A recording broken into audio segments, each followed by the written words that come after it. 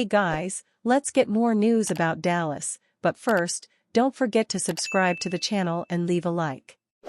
Cowboys get brutal reality check in NFC rankings.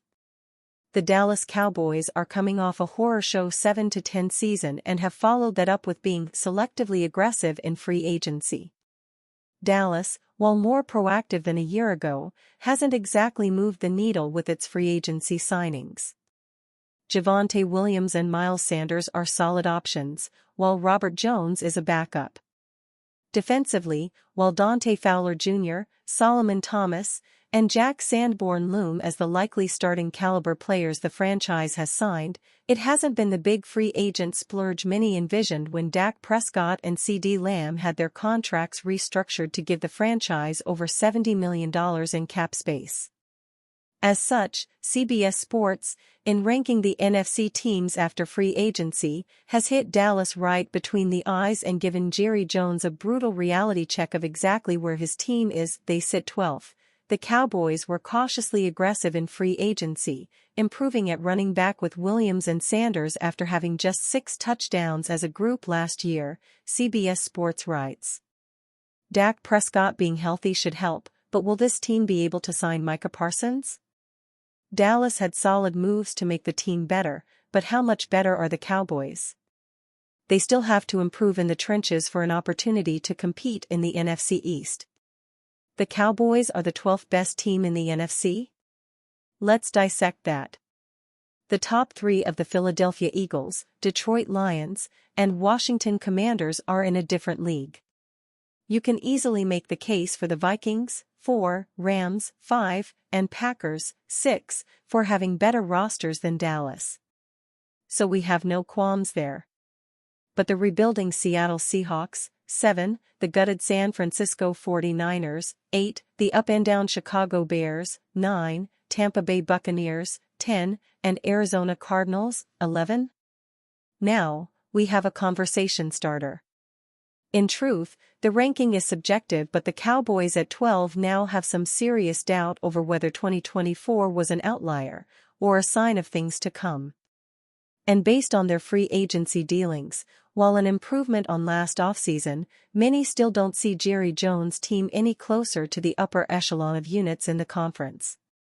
But a fast finish to free agency and a great draft might change the outlook, but right now, not many are buying Cowboys stock in 2025. And we don't blame them. Tracking every offseason move made by every team in the NFC East. The NFC East hasn't had a repeat champion since the Philadelphia Eagles won the division for 4 straight years ending in 2004. The division has been one of the most competitive in the NFL over the past 2 decades, and the Dallas Cowboys will hope to reverse their fortunes in 2025. They finished 3rd in the division in 2024 with a 7-10 record from this season and returned to the top of the division where they were in 2023. After the Eagles won the division and the Super Bowl in 2024, what moves did the rest of the NFC East make during the offseason to try to capture the NFC East crown?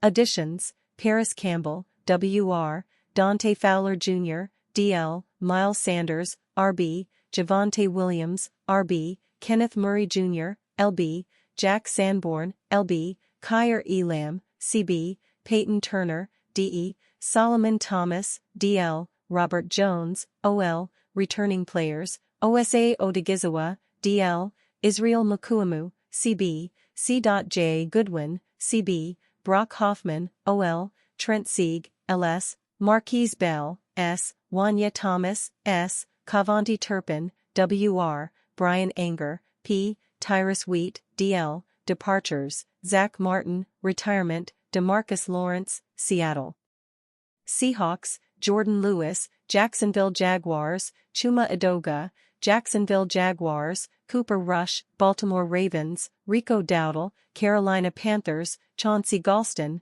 New York Giants. Outlook: the Cowboys are coming off an injury-riddled and disappointing season, ending with them parting ways with head coach Mike McCarthy. Dallas didn't make a huge splash with any of their off-season additions but re-signed and restructured the contracts of several key players. The Cowboys hope health and additions around the margins can help the team return to Super Bowl contention. Additions: Azeez Ojulari, LB, Keelan Grandson, TE, Avery Williams, kick returner/punt returner, Patrick Johnson, LB, Charlie Hewlett, LS, Adoree Jackson, CB, Harrison Bryant, TE, Joshua Uche, LB, AJ Dillon, RB, Kenyon Green, OL, Dorian Thompson-Robinson, QB, returning players, Lane Johnson, OL, Saquon Barkley, RB, Zach Bond, LB, Ben VanSumeren, FB, departures, Josh Sweat, Arizona Cardinals, Milton Williams, New England Patriots, Darius Slay, Pittsburgh Steelers, Kenneth Gainwell, Pittsburgh Steelers, Isaiah Rodgers, Minnesota Vikings, James Bradbury, free agent, Paris Campbell, Dallas Cowboys, Mekhi Becton, Los Angeles Chargers, Oren Burks, Cincinnati Bengals, Fred Johnson, Jacksonville Jaguars. Outlook: the Super Bowl champions have lost talent this offseason, losing Milton Williams, Josh Sweat, and Darius Slay, who all started on defense. The Eagles will be forced to rely on young players like Sidney Brown and Nolan Smith to help replace key veterans on that side of the ball. On offense, the Eagles remain majorly intact, and the team might have to rely on that unit more than they did last season. Cowboys urged to sign surprising free agent CB. The Dallas Cowboys are underway with a crucial offseason as they attempt to regroup after a disappointing 2024 campaign. Injuries, talent deficiency, and several other distractions played into an utter collapse last season. Much of the chagrin from Cowboys fans has focused on the offensive side, where the team lost Dak Prescott midway through the season and Mike McCarthy struggled for competency at times. That somewhat gave a pass to a defense that took a while to prove effective with Mike Zimmer in charge. Again, injuries played a crucial role here, but the Cowboys in totality lacked the depth one would expect of a contending team. This was true in the secondary, where the Cowboys lost Trayvon Diggs during the back half of the season after starting the year without Darren Bland in the lineup. Bland should be back and ready to go from the start this season, but there's still doubts lurking about the pieces around him.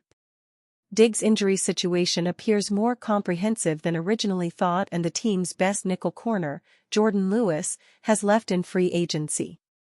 Behind those headlining names, the Cowboys have a stable of younger players that have not yet proven themselves consistently. To provide some insurance for Matt Eberflus secondary, should the Cowboys turn to the free agent market? Los Angeles cornerback Asante Samuel Jr. remains available as he seeks out a new destination.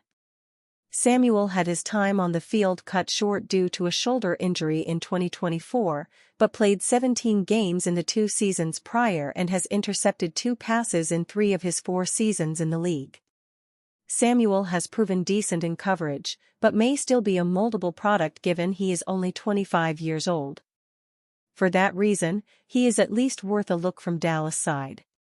The team has traded for Kyer Elam and has Kalen Carson waiting to get his next opportunity after missing most of last season with an injury. But Samuel is arguably more of a proven corner than either player. And in that sense, his availability is a bit of a surprise.